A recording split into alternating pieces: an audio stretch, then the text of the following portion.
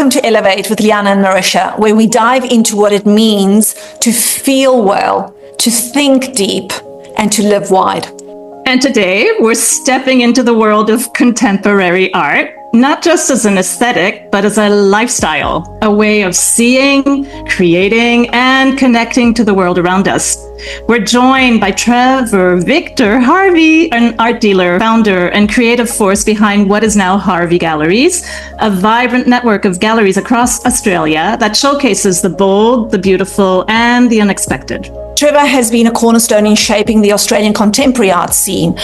His galleries are where emerging and iconic artists meet kindred collectors, and where the Art of Dr Seuss has found a new life in the Southern Hemisphere through Trevor's work with his team as the official agent and curator of this remarkable collection over more than 25 years. Trevor, welcome to Elevate. We're so thrilled to have you with us today. Oh my God, thank you so much for having me. So let's begin with your story, Trevor. What sparked your love affair with art? And how did that early passion evolve into the launch of your first gallery back in 1994, was it? Prior to that, actually, it was, before that. But yes, look, it goes back, it's a great question, Marisha, because I've often sort of thought, I wasn't exposed to art growing up at all. But I remember on a school excursion being taken to a museum, and I was that kid that wanted to be locked in the museum. You know what I mean? I didn't want to go home. I wanted to stay. In fact, I got into trouble. And I kind of figured that was a kind of a moment, especially with Maori art, carving. I grew up in New Zealand, so tribal art was definitely a passion and interest early on. And then, of course, I went traveling to very, very remote areas of, New Guinea and Borneo, Celebes, Biak, Ambon, all these kind of close proximity islands in and around New Guinea, because they were considered very remote. This is pre-independence. I'm quite young, and this was kind of my university, sort of traveling around tribal people and collecting. So I started out as a collector, Marisha. That was really what started me on this art journey. And I'll tell you a little story as to how that transitioned into being an art dealer. I was transiting back one time back through Darwin, Northern Territory, with a huge load, like crates and boxes of things that I'd traded, tribal arts. I mean, one piece you stood up in, which was a big mask. So it was like 6-7 feet tall, right? So there were huge crates. And the customs official wanted my business name. He said, I said, well, this is my collection. What are you talking about?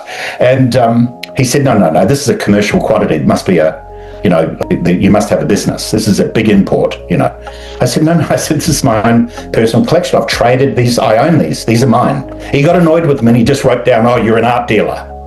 And I'd never heard the term before. And I thought, well, I've been called a lot worse. So I better find out what art dealers are all about, and it kind of transitioned from there. Yeah. Wow, what an extraordinary story. I actually love that story. And so over the time, obviously from tribal art, you transitioned. I know there's many more layers to your career, but that got you to then represent Australian artists, contemporary artists, and with all the ones that you have worked with over time, how is seen through their eyes change the way you see the world? No, I guess, that's a great question, because really you're living through their world, as all artists will tell you from, across all the arts, art is very personal, and it's artists telling their own story. So when they let you in and expose you to their world, and they take you on this journey, that's the wonderful thing about art. It's there to invite us in, and it's about asking questions, to the art itself, to the creation itself, and just remembering that it is something that's quite personal to somebody else. It's their vision, it's their view, and that's an absolute privilege, because I spend an amazing amount of time behind the curtain, with the artists when they create. I often love the moment when I'm on there. I'm obviously they've got my telephone number, and when they create something extraordinary, it just comes out of nowhere. And they're doing a happy dance. Who do they call? They call me. And often it can be all times of the day and night. But they just want to share with somebody who's like-minded, who understands that creation is just an extraordinary thing, and to be around it for me is just a privilege. And I think that's often why I've been termed with different business partners that I've had over the years of being our best customer. You know, that's so being a collector is what it's all about for me. In iterating that it started as a collector and then turned into a career. So you've just been following your passion since a very young age. I've always, thank you, because I've always maintained to anyone out there listening, you know, find your passion. Mine was to trek around remote parts of New Guinea and go into a tribal remote area. The children under 12 had never seen a white person before, and they would come running up and touch me like it was a big deal, and then run away like I was a ghost. Going into those kind of really, you know, remote and extraordinary situations, where the passion began. It was really about wanting to collect and trade and do all that, and then bring it home and worship it. You know, to be able to sort of find things and items which were so special and rare. And I'll never forget, I would be in a place where they would be hosting me. They always had what's called a kunai grass house, which was the guest house, and they would bring, you know, baskets of fruit and, you know, and things in the morning for breakfast. And this one time I was invited to the head of the village, to his home, and to go inside his home you would crawl down because you're on your hands and knees, and he's sitting there. The doors are always very small, and I'd be sitting there, and all this lovely food's being served, and I didn't want the fruit so much. I wanted the plate. I wanted to collect the plate that it was being served on. And I'm looking at that and admiring it, and they saw, you know, what I was wanting, and I said, can I give you something for this? I want this. And they're going, no, we'll make you a new one. We'll get you a good one. And I'm going, no, this is it. So art needed to be original. It needed to be, utilitarian. It needed to have a story. That's what I love about artists, is that effectively they share their story and they invite us in, you know, and I would barge my way in, right? But if you're gentle with creation, they will invite you in. That's where the passion. So that word passion comes from wanting to own something special and being driven to sort of find and discover that. And when I find like-minded people, collectors like me, we sort of get into business together. I then have a shopping list to go and procure, you know, items that they're after. And I'm only too happy to do that. So what am I doing now? I'm being an art dealer, you know, and it just sort of transitioned, if you know what I mean. Yeah. Yeah, incredible. And there's so many things there, Trevor, that I'd love to unpack with you. You know, my dad was a tribal art collector as well. And so I totally understand that passion. I grew up with the tribal masks from Africa and from Papua New Guinea. And I went to the villages and lived on, you know, with the people. And it's just such a passion. And so let's just have a bit of a talk now on your incredible career, Trevor, because you started from, as you've explained, from nowhere and built this remarkable business. But what would you say you're most proud of, either personally or professionally? Right. Well, undoubtedly, as I progressed in my art career, I jumped into the opportunity of going to the United States with a couple of investors who were backing me, and we formed a publishing business. And I'm in my early 20s now. And based in Los Angeles. So it was a very, very big venture. During the period of sort of like promoting Australian artists and building a publishing empire, you know, we had big goals and big plans and visions. So I'm doing this road trip across the US, developing distribution pathways, I think is the right term. Finding wholesalers and finding connections to sell our art, to sell the artists that we were publishing and representing. I knocked on the door of an amazing gallery in Chicago, which I just could not believe, this grand gallery, and I thought, I've got to have my artists in here. There was Dali, there was Picasso, there was, you know, Chagall. There was just Rodin. I remember this Rodin sculpture that was, you know, bigger than me, and thinking, oh my God, you know, this is the place. The gentleman that owned it, it was called Merrill Chase Galleries, and I went and asked for Mr. Merrill. I hadn't done much homework. I hadn't done my due diligence at all, and because I wanted to meet him, and he turned out to be Bob Chase, the son of Merrill Chase. And getting a moment to see him was precious. I found out later he ran 27 galleries. He was running 27 galleries. I run 3. He ran 27, and he was a very busy man, but a great businessman. And he was very, very quick and astute. I got a little bit of an elevator pitch with him. Literally, he had an elevator in his building, and he was seeing off a client. He had a fully booked schedule, so I'm waiting for a little moment, and when he turned around, I was like Roadrunner, sort of right there in front of him, and gave him my elevator pitch.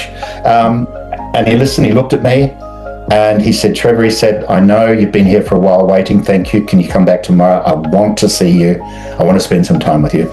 Anyway, that didn't happen because I was on the road to make some sales that day, So I said, look, I can't come back tomorrow. I've got to move on if you can't see me now. Mind you, this is what you're going to miss out on. So I'm presenting this art, and he's going, that's great. I love it. Come back. Anyway, the next port of call, I wound up engaging, and virtually selling the whole portfolio to this particular gallery that we went on to do some business. Bob Chase turned out to be the father. He brought Salvador Dali to America. He was the agent for Salvador Dali. Here comes the big connection now, and that is that his son, Bob Chase Jr., became the publisher for the Art of Dr Seuss. And I was doing business with the Chase family, right? And when Bob signed the deal with Dr. Seuss, I was kind of the first call he made. And so, I became the agent. He said, Trevor, if I look after the North, will you look after the Southern Hemisphere and be the agent for there? And I said, are you kidding? Let's do it. So I was on the next plane to New York and had a look at this amazing body of work that he had discovered. And what he was telling me about and what I was exposed to before the rest of the world, he said, when I was in the studio with Audrey, his wife,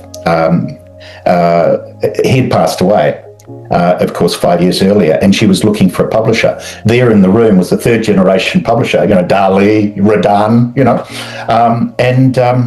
son of, and she thought he was there about the books like everyone else, and he said, no, I've come to find out about the surrealist that Dr. Seuss was, and the artist, and what was he, what was his art all about? What drove him, And she said, oh my God, he was quite an artist. And she reached up behind her on this. They were in a studio, and there was a bookshelf, and she reached up to pull this kind of book, off the shelf, which would be like a catalogue. And he's thinking, like we all did, pre-digital. She's just going to show some photographs, of the. Ted was a great artist. Look at this art that he did, And when she pulled this book, the entire bookshelf started to slide and recede into the wall. Wow. And she turned to Bob, and he's just like speechless. And she turned to him and she said, no one's ever seen this. He kept this a secret. So Bob, being a third generation publisher, commercial, ka-ching, ka-ching, he's going, the secret art of Dr. Seuss. Right. That's something. So the world hadn't seen it. And that's what he prepared me for. He said, Trevor, when you see what he created privately for himself, and this is kind of the bridge where, it starts to transition into fine art, What an extraordinary story, Trevor. I think we could sit and listen to more and more stories. Maybe we're going to have a few more episodes on all your amazing stories. So this has been going on for now 28 years, 25, 28, yeah? Correct. And I'm going, so over all this time, what's capturing people's hearts today? Why are they drawn? What are they hungry to look for when they're coming to look at art? I think the wonderful thing that draws me back to Dr. Seuss is the very reason that people will look at Dr. Seuss art. There's a nostalgia and there's a sharing. It goes back to books. The great thing that I've witnessed over the years is I could have a corporate person, a very wealthy person, somebody who is kind of very unemotional, and they're looking for a big brand, a big signature piece on their wall, in their office, in their boardroom, in their whatever, in their home, and there's no emotional connection. It's just a piece of business, a bit of commerce to do. What I love about Dr. Seuss art is the fact that people connect with it so well, and there's wonderful stories. But I've witnessed 4 generations of a family in front, in the gallery, in a Dr. Seuss exhibition, and they're all just got big wide grins on their faces, and they're engaged, and they're listening to a millennial tell the story about a particular piece or whatever in the gallery, and they're just completely gone, they're lost. Or the other thing is that, how would you like a commercial business where when people come into the room, into the Dr. Seuss space, they've got grins like this and they're going, you know, I mean, it's a wonderful, wonderful thing. If you're an art consultant, you've got people coming in already feeling their temperatures, you know, fairly high. So the engagements are very special. And, you know, look, I get to represent some wonderful contemporary artists from all over the world, and some none better than people like this Indigenous piece behind me, whose name is Padju Presley, would you believe? He's passed away many years, that's in my collection. And so I can't get any more of this artist, right? And, you know, there's nothing more contemporary about this ancient person who created that over 20 years ago. And he was like a teenager when he met his first white person. So he was a fully initiated junior tribal man before he met a white person. He's painting his stories for his ancestry, which is true tribal story, you know. So that's his contemporary. Do you know what I mean? The bridge between what is contemporary art. Contemporary art is something that has a timeless message. If it's created right now, it's still got to be relevant. You know, if it was created 100 years ago, it's still got to be relevant. It's still got to stir something in us. And that's the wonderful thing about, you know, art transcends all language barriers, all cultures. It just connects people, doesn't it? Beautifully. I love that. The contemporary art has to be a timeless message. I think that's so profound, Trevor. Thank you. Seeing all these stories as we're listening to Trevor, I know though, obviously, that all success comes with challenges. And you've built this whole world around you, within you, and you can't separate the man from the art. This is the interesting part here. But what would you say has been your greatest challenge over all these years, Trevor? Well, you know, mine's definitely health, because when you live behind the curtain with creative people, artists, you eat and drink too much and at the wrong times of the day and night. And you find yourself just in this vortex. I was in the middle of nowhere. It was way out in the country somewhere. And I was driving for 30 minutes the wrong way, going home late at night, before I realized what I was doing, because my mind was just, you know, in a different space. And I was just I just turned the ignition on and I was just driving, you know. I think I don't know the word stop. I can't spell it. When it comes to enjoyment and just being in that sort of wonderful world and that wonderful space, I get totally lost. And one of the dangers with that, when you're following your passion to that degree and you're mixing with people who sometimes you shouldn't, you end up getting quite unwell. And as we get older, if you're following your passion, my message would be balance. If you're in a lifestyle and you know, I've never worked a day in my life. I just love what I do, right? It's just something beyond that. I don't know when to stop having fun. Yeah, you've got to try and find that balance. And that's been my biggest challenge, is to eat the right things at the right time, drink the right things and at the right time, or not, and move and look after your health. That's so paramount. Obviously, to wrap that up, if you're living your passion and you're loving everything you do, I mean, I've got projects now planned for the next 5 years, which I'm really excited about. I've got to be healthy to be able to complete them. When we came up with this question, we were not expecting that answer from you, Trevor. How would you say then, you've just a little snippet, don't have to go deeply into it, but how did you achieve that sustainable balance now, that life and work and passion? I came across a wonderful book called The Fast Diet. What was his name? He passed away in Greece not long ago. Him and his wife were both doctors, and he wrote about intermittent fasting. And just being able to sort of turn that off, to say stop, is the ultimate stop, isn't it? Just to switch off and just to drink water, for 24 hours, or if you can, 48 hours, and then do it weekly. Pick 1 or 2 days. And it was just striking that balance, and that helped me to, calm right down, and turn that clock. I would highly recommend people to investigate that at any age and for any reason, to gain weight, to lose weight, to find balance, to slow down and stop. There's so many benefits to it. Yeah, I totally agree. I mean, I've also adapted this practice, and I find that those are moments where you just slow down. Let's turn a corner here and talk about the art of living. At Elevate, we talk about lifestyle as a way of choosing how we live and connect. In your life, art has truly become a way of being, of course. Do you believe, Trevor, that there's artistic beauty all around us, no matter where we are? Oh yes, 100%. Especially in nature, and just loving people. I find there's creativity and humanity. And just observing people. I want to find ways. I feel it with Dr. Seuss that's giving back.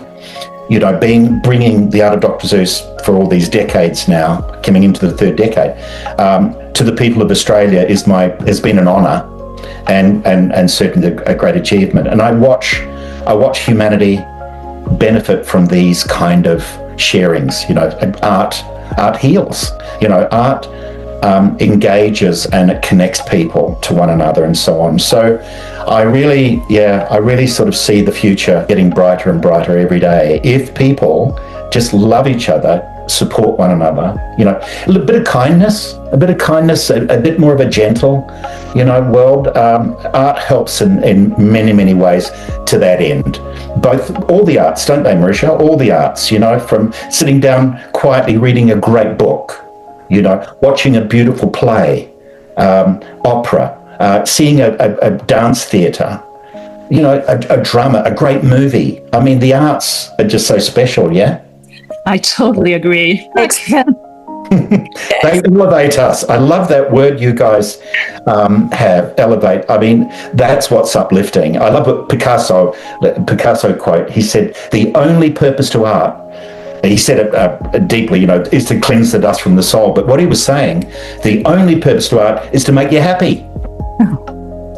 Uplift you, bring joy, And yes, and that's all Elevate is about, really, is to actually elevate the spirit. And we know that art does, we know that nature does, and obviously prioritizing our own health and well-being is foundational, and that's where feel well, think deep, and live wide actually came to. But thank you, Trevor, for sharing all these. But now let's wrap it up a bit. Let's some fire questions. Just have fun. One word, a ritual that grounds you. A fast mind. I'd love to say meditate. No, it's getting in nature. It's being in nature. Yeah.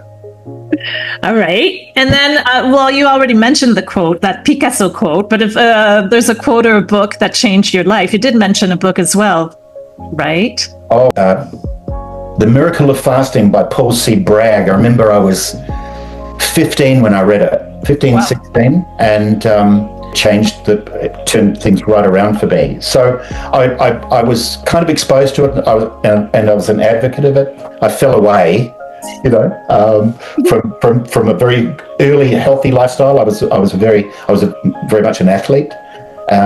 Towards now, I'm building an empire, and I'm being extravagant and not saying no. We're turning that around. One object, Trevor, in your home that tells your story. Which one would you pick? Oh, would you like me to go and get it? It's right here. Yes, we would. Show us. A very simple little fruit bowl that I was telling you about earlier. Beautiful. Yeah. That was the one. Love it.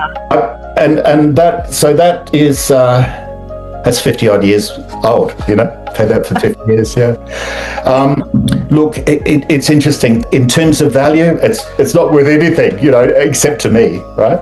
So it's a lovely thing that, collecting does. It's close to your heart, and it's all about memories, creating beautiful memories.